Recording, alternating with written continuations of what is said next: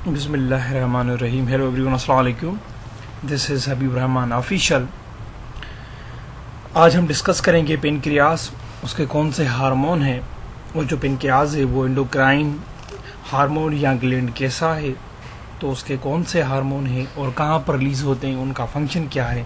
जो हमारा लास्ट जो पॉइंट थी वो हमने डिस्कस किया था पैराथायरॉइड ग्लैंड और उनके हार्मोन, उनकी सीक्रेशन, उसकी लोकेशन क्या है और हार्मोन कहाँ सीक्रेट होते हैं और उनका कौन सा फंक्शन है। अगर आपको पैराथायरॉइड हार्मोन का लेक्चर देखना है तो आप प्लेलिस्ट में जाएं, जो पैराथायरॉइड का हार्मोन का लेक्चर है वो आप देख सकते हैं। आज की जो हमारी पॉइंट है वो पेनक्रियास है। सबसे पहले कि हम पेनक्रियास की लोकेशन देखेंगे कि pancreas is located adjacent to the stomach. ये एक एडजेसेंट यानी कि नियर टू द स्टमक है। It perform the both endocrine and exocrine function.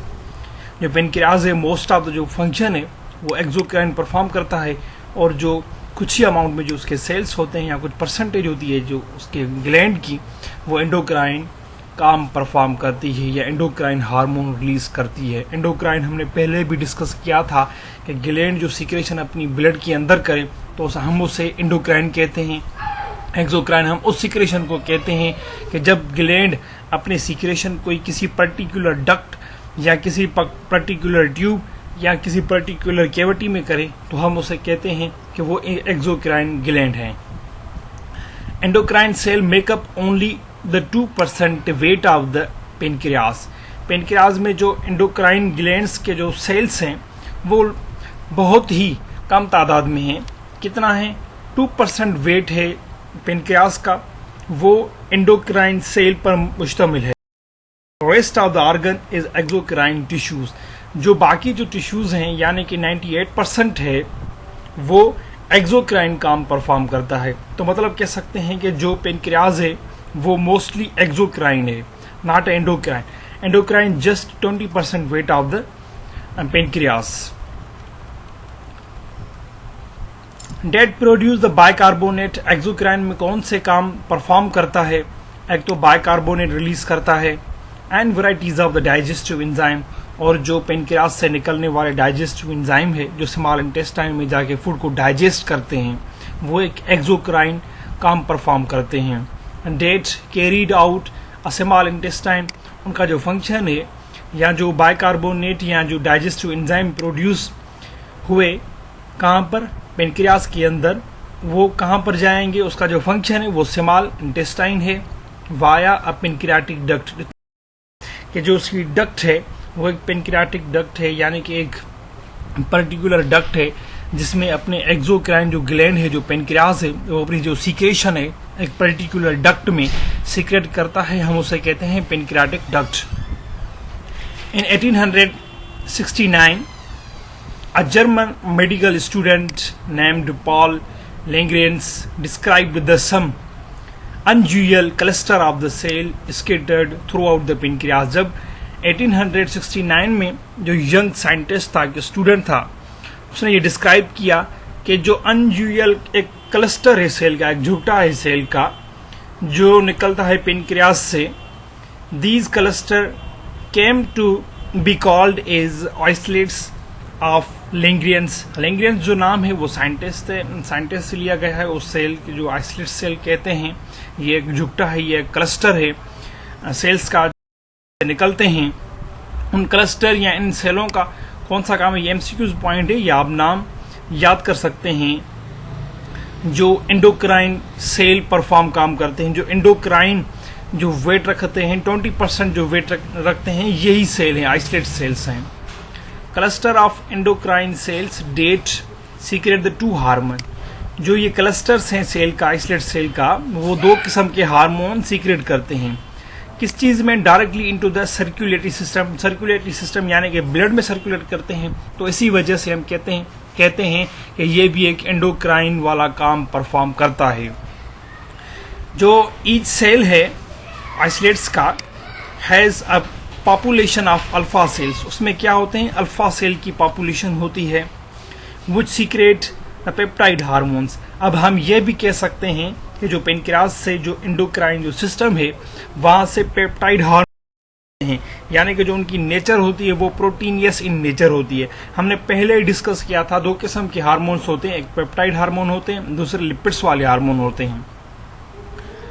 Hormone, उसमें जो हार्मोन हैं वो कौन से हैं? एक ग्लूकोगान है and a population of a beta cell. जो ग्लूकोगान हार्मोन है वो कहाँ से रिलीज होता है? जो एक सेल था, जो क्लस्टर था, जो पॉपुलेशन थी अल्फा सेल से, अल्फा सेल के अंदर जो अल्फा सेल थे यानी कि आइसोलेट वाले जो सेल थे, उसके आइसोलेट सेल के अल्फा सेल से ग्लूकोगान रिलीज होगा, ठीक है। और जो बीटा सेल है, बीटा सेल क्या करेंगे? जो इंसुलिन है उसको सीक्रेट करेंगे, ठीक है।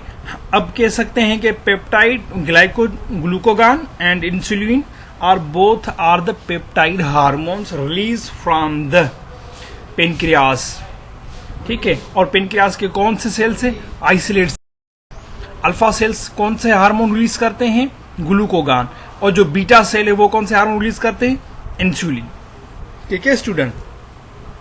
Insulin and glucagon are the antagonistic. ये हार्मोन एक दूसरे के अपोजिट हैं, एंटागोनिस्टिक है। मतलब जब इंसुलिन रिलीज होगा तो ग्लूकोगान नहीं होगा, जब ग्लूकोगान रिलीज होगा तो इंसुलिन नहीं होगा। इस वजह से ये एक एंटागोनिस्ट है और जो इनका काम है वो अपोजिट है। एक ग्लूकोज को स्टोर करता है, दूसरा जो है ग्लूकोज स्टोर फॉर्म, जो ग्लूकोज ग्लाइकोजन की फॉर्म में होता है, उसको ब्रेक करता है। यानी कि इस वजह से ये क्या है? एंटागोनिस्टिक ये हार्मोन्स हैं। That regulate the concentration of glucose in the blood. ये जो दोनों ही हार्मोन हैं यानी कि इंसुलिन एंड ग्लूकोगान है, ये एक्चुअली द रेगुलेशन ऑफ या कंसेंट्रेशन ऑफ ग्लूकोज को मेंटेन करते हैं ब्लड के अंदर। अगर ग्लूकोज की लेवल ज्यादा हो जाती है तो उसको स्टोर करते हैं के अंदर। अगर ग्लूकोज की लेवल ब्लड के अंदर डिक्रीज हो जाती है, जो स्टोर फॉर्म में ग्लूकोज मौजूद होता है उसको ब्रेक डाउन करते हैं। तो इस वजह से ये लफ्ज यूज, ये टर्म यूज किया गया है कि ये रेगुलेट करते हैं concentration of glucose into the blood. When the blood glucose rise, जब ग्लूकोज की लेवल ब्लड में बढ़ जाती है यानी कि इंक्रीज कर जाती है। फॉर एग्जाम्पल आफ्टर अ मील, जब आप मील खाते हैं तो ग्लूकोज की जो लेवल है वो इंक्रीज कर जाती है। जो शुगर के पेशेंट होते हैं, जो डायबिटीज के पेशेंट होते हैं, जब वो टेस्ट करवाने जाते हैं तो डॉक्टर्स उनको पहले मना करता है कि आप टी भी ना पिए या कोई भी चीज बिना खाए पिए आप इधर आ जाएं तो अपने टेस्ट करवाएं, तो आपका ग्लूकोज को लेवल चेक किया जाएगा। तो इस वजह से जब भी आप मील खाते हैं या ब्रेकफास्ट करते हैं तो जो आपकी शुगर की लेवल है ब्लड के अंदर वो इंक्रीज हो जाती है।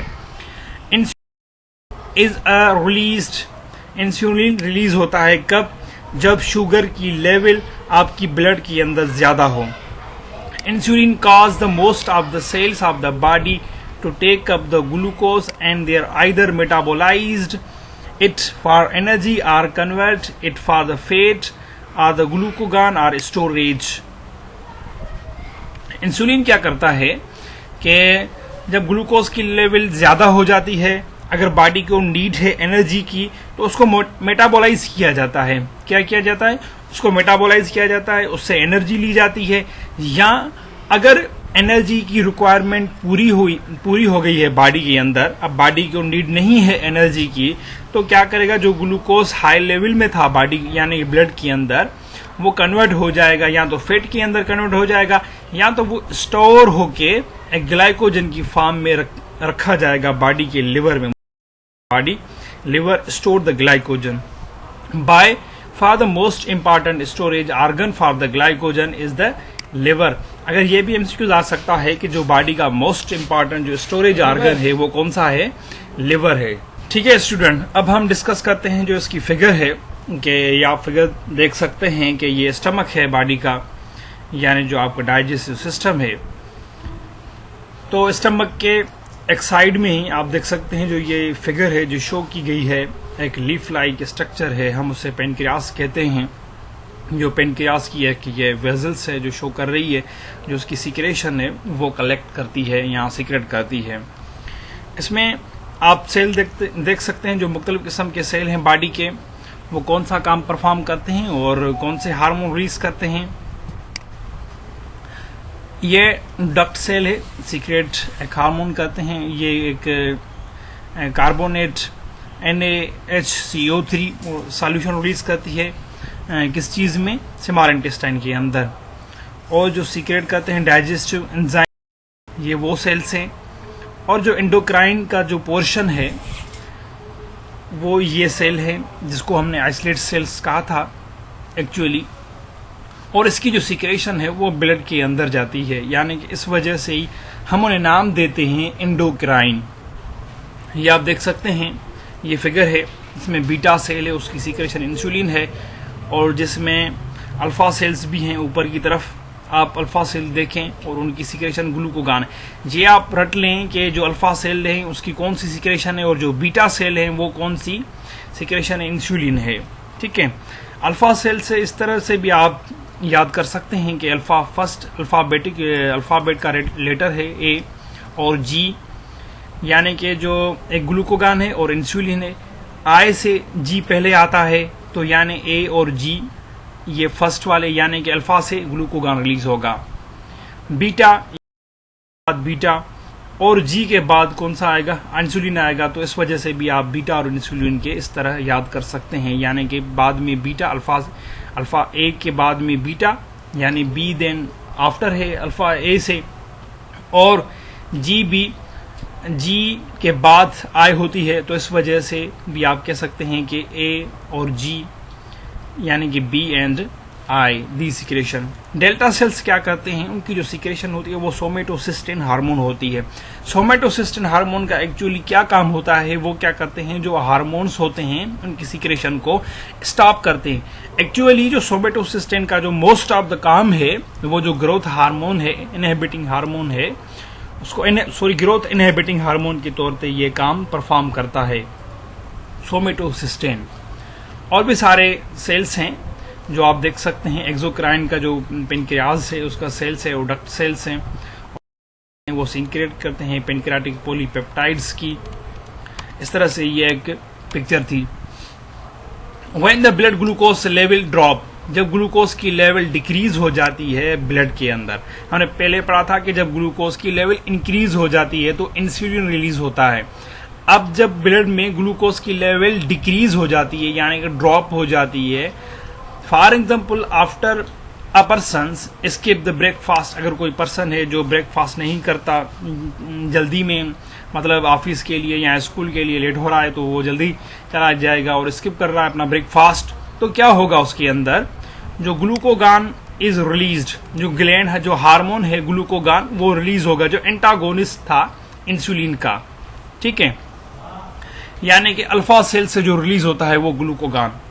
It activate the liver enzyme, वो एक्टिवेट करेगा लिवर एंजाइम को, डेट ब्रेक डाउन द, वो क्या करें, ग्लाइकोजन को ब्रेक डाउन करें जो लिवर के अंदर स्टोर था, releasing the glucose into the blood, जो ग्लूकोज है वो ब्लड में रिलीज होगा, क्योंकि ब्लड की लेवल अब ब्लड में जो ग्लूकोज की लेवल है वो डिक्रीज हो गई है।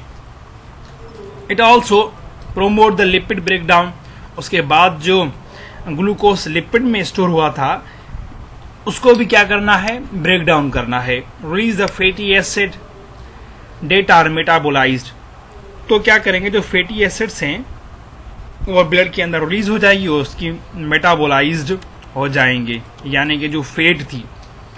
फॉर एनर्जी, किस लिए ये ब्रेक डाउन होती है, जो ग्लाइकोजन है ग्लूकोज के अंदर, जो लिपिड्स है वो फैट है, जो ब्रेक डाउन हो रही है, किस पर्पस के लिए ब्रेक डाउन हो रही है, हम कह सकते हैं उसका जो पर्पस है मेन, वो क्या है, एनर्जी है, क्योंकि बॉडी के अंदर ग्लूकोज की लेवल डिक्रीज हो गई है। अब जो डिफेक्ट होता है इंसुलिन का प्रोडक्शन का, अगर इंसुलिन बॉडी में रिलीज ना हो तो क्या होता है, रिलीज और reception by the target cell result in the diabetes mellitus. अगर उसमें डिफेक्ट हो जाए इंसुलिन प्रोडक्शन में, या जो रिसेप्शन जो सेल्स होते हैं जो रिसीव करते हैं, जो टारगेटेड सेल्स होते हैं वो भी रिसीव ना करें, तो हम कह सकते हैं जो वो कंडीशन है वो actually the diabetes mellitus condition है। A condition in which the blood glucose level are high, अगर एक कंडीशन ऐसी हो जाए कि जो ग्लूकोज की लेवल है ब्लड में वो हाई हो जाए, and fluctuate the widely with the sugar intake, और जो शुगर की लेवल है वो अगर ब्लड के अंदर मतलब जो ग्लूकोज है उसकी लेवल अगर हाई हो जाती है तो बॉडी के अंदर क्या होता है और कौन से प्रोसेस होते हैं करेंगे।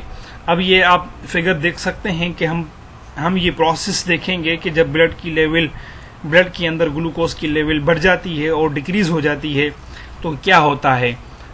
If the high blood sugar, अगर ब्लड के अंदर शुगर की लेवल हाई हो जाती है तो promote the insulin release, insulin को क्या किया जाता है, प्रोमोट किया जाता है कि वो रिलीज करे। जब इंसुलिन रिलीज होगी कहाँ से, पेनक्रियास से, तो वो कौन सा काम परफॉर्म करेगी, वो स्टिमुलेट करेगी ग्लाइकोजन फॉर्मेशन, ग्लाइकोजन की फॉर्मेशन हो जाए, यानी कि ग्लाइकोजन स्टोर हो जाए लिवर के अंदर, या ये देख सकते हैं आप टिश्यू सेल्स के अंदर। और जब लोअर लेवल हो जाएगी किस चीज की, शुगर की ब्लड के अंदर, तो यही प्रोमोट ग्लूकोगान रिलीज, ग्लूकोगान को प्रोमोट करेंगे कि वो रिलीज हो जाए कहां से, पेनक्रियास से। जब ग्लूकोगान रिलीज होगा से तो वो कौन सा काम परफॉर्म करेगा, वो स्टिमुलेट करेगा ग्लाइकोजन ब्रेक डाउन हो जाए लिवर के अंदर। ये फिगर थी जो हमने डिस्कस की कि जब इंसुलिन और ग्लूकोगान कैसे एंटागोनिस्ट अपना काम परफॉर्म करते हैं और उनका क्या काम है। The lack of functional of insulin in diabetes cause the body to rely a much more heavily on the fat as a energy source. अगर बॉडी में इंसुलिन की डायबिटीज का पेशेंट है, अगर इंसुलिन उसकी बॉडी में रिलीज नहीं होती तो क्या करती है, जो बॉडी है वो जो फैट पर है वो डिपेंड करती है, यानी कि जो उसकी बॉडी में जो फैट है स्टोरेज फॉर्म में उसको ब्रेक डाउन करती है, leading to the high circulating level of lipids. अगर जो फैट है बॉडी के अंदर ज्यादा हो जाती है तो क्या करती है बॉडी, उसके अंदर जो ब्लड प्रेशर है या जो सर्कुलेटिंग है वो भी क्या हो जाती है, हाई हो जाती है। The lack functional insulin in diabetes cause the body to rely the much heavily on the fat as a energy source, leading to the high circulating level of lipids including the cholesterol. जब body में insulin release नहीं होगा तो body depend करेगी किस चीज पर, fat पर डिपेंड करेगी। फैट को ये अपनी एनर्जी सोर्स के तौर पे यूज करेगी और जो फैट की जो लिपिड्स की जो लेवल है ब्लड के अंदर, कोलेस्ट्रॉल की लेवल वो बढ़ जाएगी। Severe diabetes cause the deposit of the blood vessels. तो इस वजह से डायबिटीज के जो पेशेंट हैं उसके अंदर फैट की ज्यादा, जो ब्लड वेजल्स हैं उनके अंदर ज्यादा डिपोजिशन होती है फैट के अंदर, resulting in the high blood pressure and heart disease. इस वजह से जो ब्लड प्रेशर है बॉडी का वो ज्यादा बढ़ जाएगा और हार्ट डिजीज हो जाएंगी, यानी हार्ट अटैक के और मुख्तलिफ सारे डिजीज हैं। Fat deposition in a small vessels can also cause retina of the eye. और फैट स्टोरेज की वजह से जो स्मॉल वेजल्स होती हैं, यानी कि जो रेटिना होती है आई की, उसको भी डैमेज कर सकती हैं, लीडिंग द ब्लाइंडनेस, उस वजह से ब्लाइंडनेस भी हो सकती है, and cause the kidney, leading the kidney failures. और जो किडनी फेल्यूर्स होते हैं ये भी एक काज है किस चीज का, डायबिटीज का। अब डायबिटीज के टाइप होते हैं diabetes 1, diabetes 2। Diabetes type 1 it is a auto immune disorder, यानी कि जो ये बॉडी है वो ऑटोमेटिक काम परफॉर्म करती है बिना किसी मैसेज के। उसमें क्या होता है, जो इम्यून सिस्टम है अपना बॉडी का वो खुद ही अटैक करता है या डिस्ट्रॉय करता है ऑन बीटा सेल। हमने पढ़ा था कि इंसुलिन बीटा सेल से रिलीज होता है तो वो बीटा सेल को डिस्ट्रॉय करता है, सो डेट लिटिल और नो इंसुलिन इज प्रोड्यूस। अगर इसके सेल डिस्ट्रॉय हो जाएंगे, जो सेल सीक्रेट करते हैं इंसुलिन को, अगर वो डिस्ट्रॉय हो जाएंगे तो या तो इंसुलिन मुकम्मल तो या बॉडी लिटिल अमाउंट में इंसुलिन रिलीज करेगी जो बॉडी को इतना बेनिफिट नहीं होगा। Usually caused by the body producing the antibodies against the B cell. Body क्या करती है, एंटीबॉडीज रिलीज करती है जो अगेंस्ट होते हैं बीटा सेल के, इन आइसोलेट्स और ligands. It is treated by using the insulin injection. Insulin का क्या किया जाता है, जो इंसुलिन की इंजेक्शन है वो बॉडी को लगाई जाती है ताकि वो बॉडी की जो शुगर लेवल है वो कंट्रोल में ही रहे। ये डायबिटीज 1 था। अब जो हमारे पास है वो डायबिटीज टाइप 2 है। It is associated with the genetic history. ये एक जेनेटिक से भी रिलेटेड करती है, यानी कि जो आपके खानदान में अगर किसी को डायबिटीज है तो अगर आपको भी है तो ये एक जेनेटिकली डिसऑर्डर भी हो सकता है।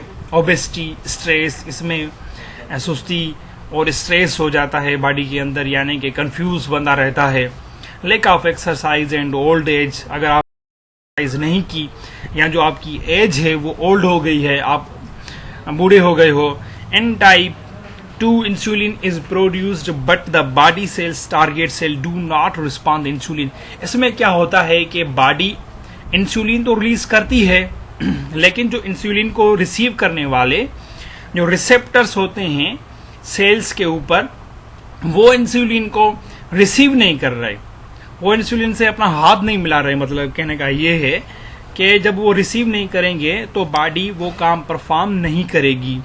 यानी कि बॉडी के अंदर जो इंसुलिन प्रोड्यूस करने वाले जो सेल हैं, यानी कि जो बीटा सेल हैं, वो मौजूद हैं, इंसुलिन भी प्रोड्यूस कर रहे हैं, लेकिन जो बॉडी के सेल हैं वो रिसीव नहीं कर रहे। क्यों? हमने कहा कि अगर आप बूढ़े हो गए हो, यानी कि आप ओल्ड एज में आ गए हो, तो जो आपके सेल्स हैं उसके ऊपर एक लेयर आ गई है, जिसे हम कहते हैं कि कोलेस्ट्रॉल लेवल या फैट की जो लेयर है वो आ गई है। जो आपके रिसेप्टर्स थे जो रिसीव करने वाले थे इंसुलिन को, वो उसके यानी कि वो कवर हो गई है, उसके ऊपर एक कवर आ गया है, तो इस वजह से वो रिसीव नहीं कर रहा है आपका इंसुलिन। इस वजह से जो डायबिटीज 2 टाइप है ये काज करवाती है, यानी कि जो आपका रिसेप्टर्स हैं वो रिसीव नहीं कर रहे इस इंसुलिन प्रोडक्शन को।